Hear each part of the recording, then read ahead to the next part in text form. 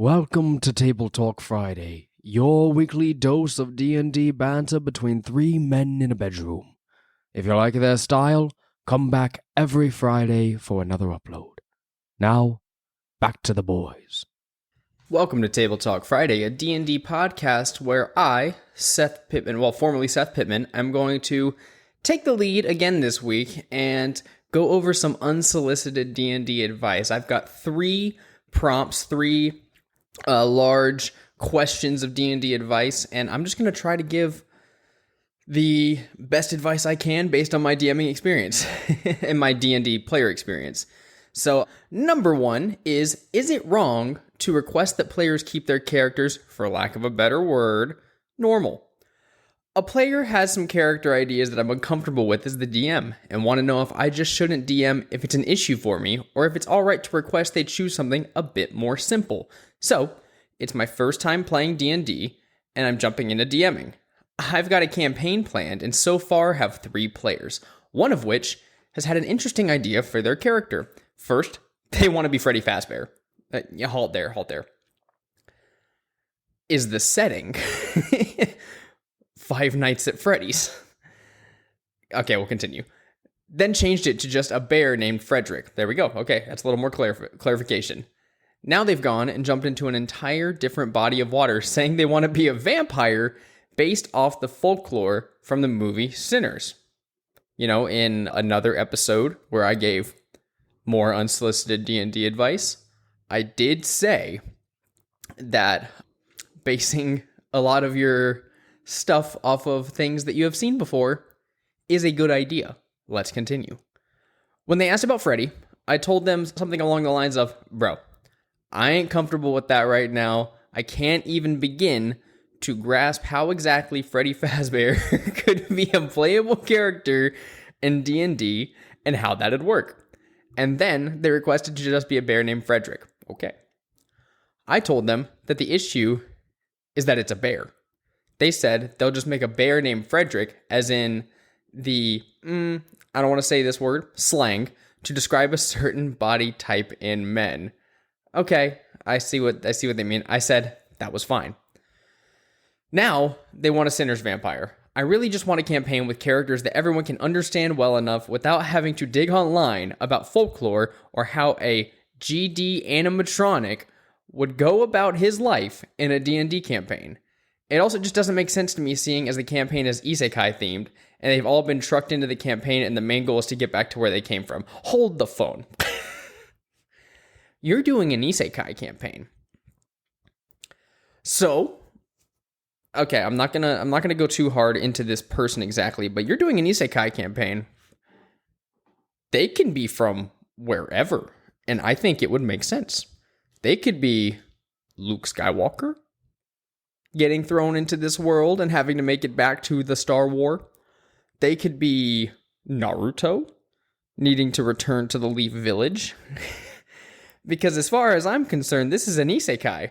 Sorry for the long post and rantish quality to it, just a bit frustrated. I just want to know if it's alright to request more simple characters, or if I should just not DM if it's an issue for me. Thanks for reading. Okay, I am not going to bust this person's balls too much because they said, they said at the beginning, right? First time playing D&D, they're jumping into DMing. That's amazing, dude. When I first started DMing, first of all, I'm going to say just do it. Just DM it no matter what you DM.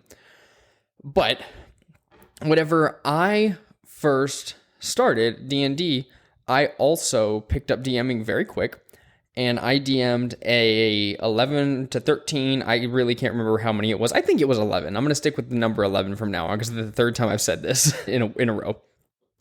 11 session campaign, and it was all homebrew. I wrote a one city, a couple of landmarks, and that was the extent of it. I really wanted to make my own setting that everything took place in. But I ran into the roadblock that everything was on me to make up, as opposed to reading one single lore book that a lot of people have read. So the Sword Coast as my setting, or Eberron. A lot of people know those settings. Maybe not if they're first timers, but a lot of people know those settings, and it can be helpful to have a pre-established place that they're going to. Now, if your isekai is taking place on the Sword Coast, that's interesting. I think as far as D&D lore is concerned, all the planes walking and jumping around and stuff, it's not out of the realm of possibility that these characters would be thrown here for some weave reason. Like, honestly, it's not the weirdest thing I've heard. So you're actually giving me an idea for an isekai one-off now, and that's going to have to happen at some point in the near future. So what I'm going to say is I do think you should DM this session and see how the experience goes.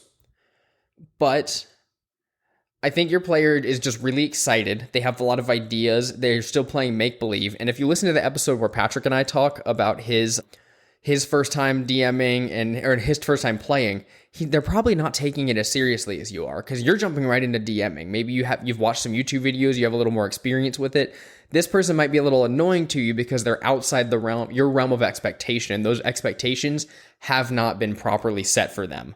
Like, you're listening and you're coming and asking this question to other people who are also just as interested in D&D, but this person might just be not taking it seriously.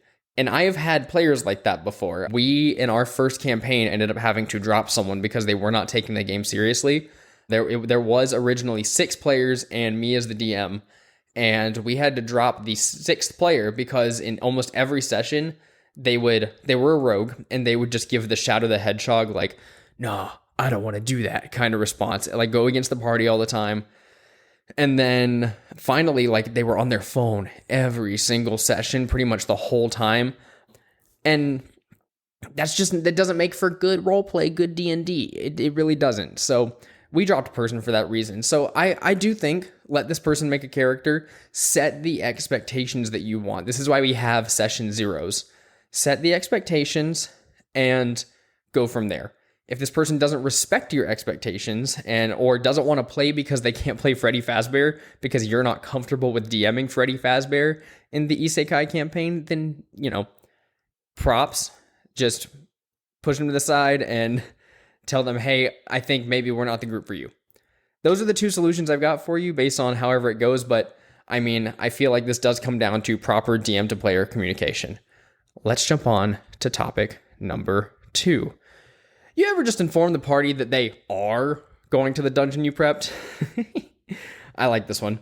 I spent all week 3D printing scenery and monsters for an upcoming dungeon, then hand painting / airbrushing them. I had a grand reveal all planned. I had the dungeon hidden under a cloth ready for its grand reveal. Then one guy tried convincing the party that they shouldn't go in, that they needed to go off and do this side garbage first. I literally stopped the game and just flat out said, guys, I have nothing else planned here. I've spent all week on building this, prepped this, and getting ready. And if you go and wander off to do this side stuff, we'll have to end it here because I'm not ready. And frankly, I'm a little annoyed. Can we please just do the dungeon as planned? Thankfully, they got the very unsubtle hint. You ever just flat out make the party do what you had planned rather than wander off? I do think I am a big fan of player agency, but big but it sounds like you did set the expectation before in your quote where you said, can we just do the dungeon as planned? Now, my question is, was that planned by you, or was that like you asked them at the end of last session, hey, what are you guys planning to do next week? We're going to do the dungeon. Cool. I will make sure it's ready. It is not uncommon to have a player who's just like, yeah, no, I think we should go take care of this. And if they're a charismatic person or they're just annoying about it and everybody's more of like, okay. It's not uncommon to be derailed by people. My favorite story where I dealt with this was I had the whole the next main mission scheduled out, planned, ready to go. And it was going to be really good because Zach's character was off doing his own side stuff and Zach couldn't be there this week. So I was like, this is perfect. He doesn't need to be involved. His character's not here, or he's not going to be here. So we're going to be all set. But Zach's character hadn't had the opportunity to leave yet before Drew said, I think it was Drew. Yeah, Drew was like, I want to go to the post office and check on that letter I sent. Now, probably 5 to 10 sessions prior, I had written a letter for the moment he was ready to go to the post office. I just wasn't expecting it to be today. So he goes to the post office and he checks on this letter, and he finds out his mother has been captured. But that it's not urgent. They're waiting for him to get there. So I made sure to have that, so it made sense. Like, they're doing this to get to him. They're not doing this because they want to kill the people of Nightstone, which is where his family was from. So after this, of course, Drew, as his character, decides, I need to go right now. And that's very reasonable. If this was my mother, I would do the same thing. I'd say, I need to get a plane ticket. I'm not going to work. I'm going to save my mother. You know, it's like Taken vibes. So, very reasonable. I'm not mad about it at all. But I had I got a little bit lazy. I was in college. I had a lot of rehearsals going on. I had nothing planned. I was like, oh my God, I need to figure out how to solve this problem because I'm not ready. So I wasn't ready for this. And luckily, I had been DMing long enough. I think we were like 20 sessions in this campaign. I had done a couple one-offs, and then I had done the 11-session campaign before. So I had like 30 to 40 sessions under my belt. I was ready to improv. I was like, I can do this. I remember what Nightstone looks like. I don't need to pull up maps. And I have a dry erase board, and I have markers, and I can do this. So I got everything ready. I pulled out the map of Nightstone and everything. I was like, okay, you guys are going to travel to Nightstone. They do the whole travel. It takes maybe like 10 minutes of our time, like narrating all the travel. They get there, and it was the best session of D&D we played that entire campaign. The best one. I know that all of your expectation and building it up and getting all this stuff ready is amazing. The fact you 3D printed all of your scenery and your monsters, and you did all this painting and airbrushing, like, props to you for going that far. I've never gone that far. I'm more of a dry erase marker and unpainted minis from WizKids kind of guy, or Roll20 token stamp kind of guy. So, you know, props to you for doing all the extra work, going the extra mile for your players. But for this one, we had the best session ever. They raided the city, did some like shenanigans with like going invisible and sneaking and picking some people off. And we had a super emotional scene where, by the skin of their teeth, Eknon shot a paralysis arrow. He had like some paralysis poison he had prepared before they left. He shot a paralysis arrow at the big bad. The big bad hit him. The big bad failed, let go of his mother because he was going to kill his mom on the next turn if he didn't hit this arrow. His mom got away in time, and they triumphed. It was amazing. It was a great session. You could see the emotion in the players' faces, like, we have to solve this problem. And it ended up being a huge win for me as the DM, improving all of this, and then them as the players getting through this in one session. So, like I said, props to you for all the prep. But sometimes when your players send you off the rails, it's a reward because they're into something you want to do. Now, I do see the other side of this, though. Your player might have just been like the last guy, been being annoying. I've been in the places where people are like, no, we should go drinking tonight and gambling, and they want to spend the whole time like just there, and we can do mini games the whole time, but we're not going to make any progress on the story. I've had people want to go off on side tangents before in a more annoying way, but I've also had the side tangents that end up being the best session of the campaign. Up to you to decide which one this is, or if you're even comfortable improving what you're going to do next. But yeah, I don't think there's much more to say on it because you have a pretty good read on the situation.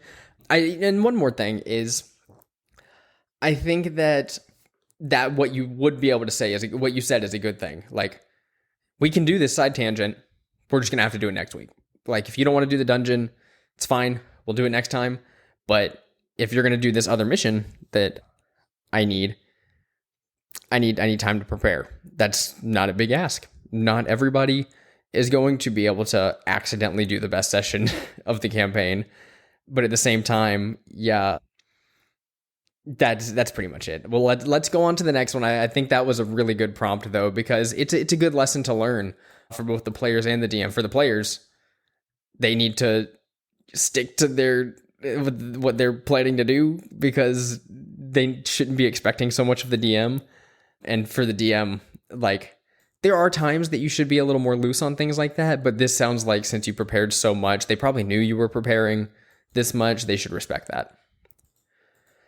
What's the easiest starter campaign to run for a fresh DM? This is one of my favorite topics because I have run 3 starter campaigns. So I'll get into it in a few seconds, but yeah, I love this. I currently run a UK high school D&D club. We meet regularly and have around 20 members, which is amazing for clubs at our school. But there's an issue. Not enough DMs. Everybody has that issue, except our group where everybody has something they want to DM right now. Everybody wants to DM right now. We can only play once a week. I'm in a situation where there are 2 groups of around 5, which leaves me often with around 8 players. That coupled with the fact that we often are only meeting in lunch times with around 20 minutes of play means that often in combat, not everyone gets a turn. For context, we meet 3 lunches and once after school, so over the week we get roughly 2 hours of play. I love the group and they are always patient, but we need to split the party. So what do you guys think is the easiest campaign/setting for me to try to encourage a new DM to take half the group to do? I love this. It sounds like you guys are getting some popularity going for a school D&D club, which the fact that you have a school D&D club makes me so jealous. I wish I had stuff like that when I was in school or even like had the courage to take part in it. So I'm glad that D&D is getting to the popularity level where we can have these kinds of things and them actually be popular. So many players, not enough DMs, is a great and horrible problem to have. As far as where you should start, I think you need to gauge the interest and the style of your players and who you think your protege is, who you think is going to be the best person to actually take part of this group and run it. I think you can present a couple of options to them, maybe 1 or 2 of the starter kits, since those are very cheap and easy to get into, with a little book to go along with it. So bring up Lost Mines of Phandelver. That's where I started. I literally started level 2, Lost Mines of Phandelver. They had already done the intro goblin dungeon, but they had not done the rest of the campaign. So I was a player in Lost Mines of Phandelver for my first experience with D&D. And I personally ran Waterdeep Dragon Heist, but I'll give it a little caveat.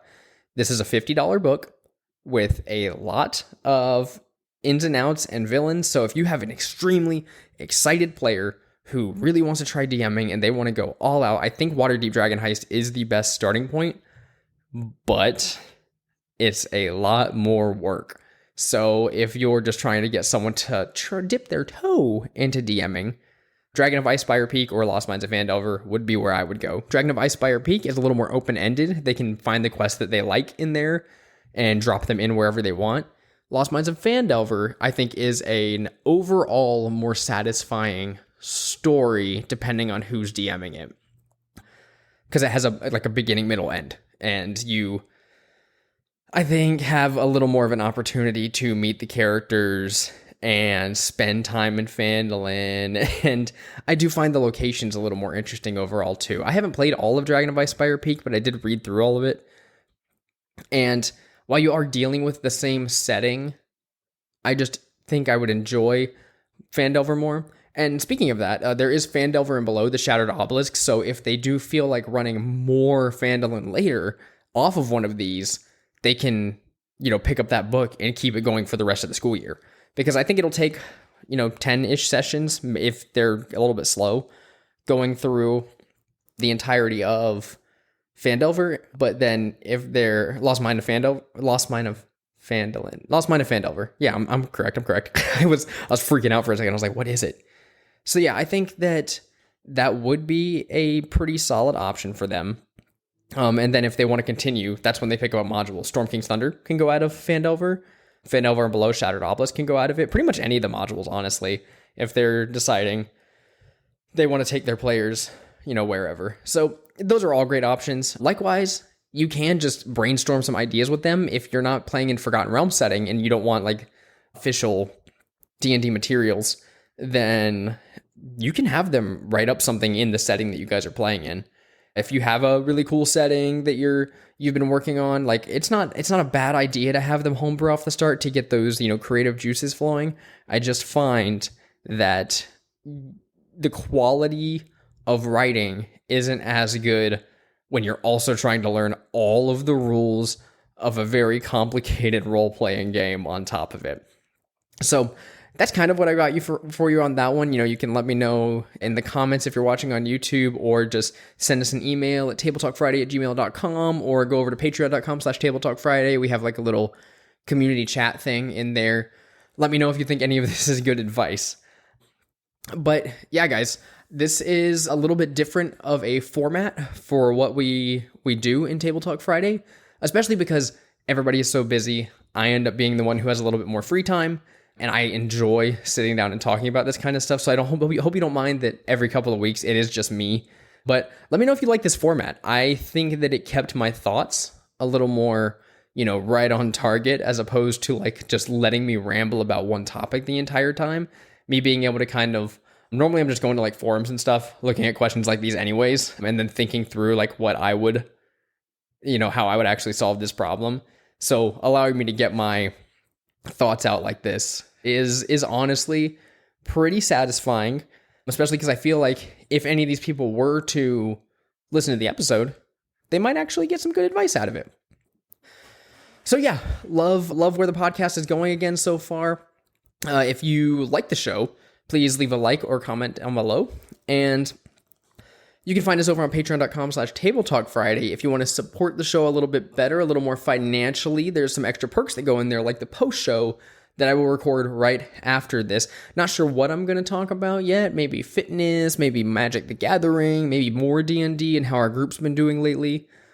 But yeah, so there's a post show on patreon.com/tabletalkfriday, and then you can find us on youtube.com/tabletalkfriday, where the entire podcast is uploaded. I honestly, YouTube's my format of choice. I like seeing everything over on YouTube and seeing the views and being able to track analytics over there. But we're also on every podcast service under the globe. Everything that Buzzsprout offers is where we're at. And like I said before, if you have any questions, comments, concerns about the show, go to tabletalkfriday@gmail.com. Send us an email really quick. I promise I'll answer, because I've got it on my phone and I get notifications every time an email comes in. Thank you guys so much for listening this week, and I'll catch you in the next episode. Hi, me again. Thanks for listening to Table Talk Friday, a D&D podcast. I think I said that at the beginning. If you'd like to follow the boys anywhere or send them any inquiries, anything you'd like to say to them, you can do so at tabletalkfriday@gmail.com. Once again, thank you for listening to the show. Come back next Friday. Give us a follow, rate us 5 stars and whatnot. Have a good one. See ya. Bye-bye.